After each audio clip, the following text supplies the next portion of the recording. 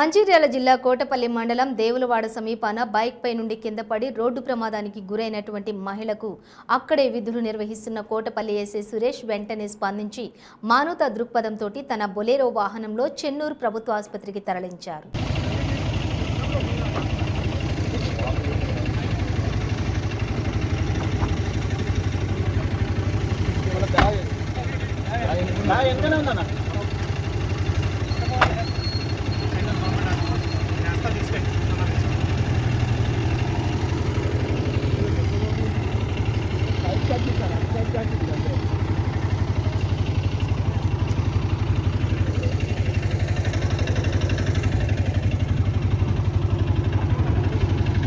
నీవేనా మళ్ళా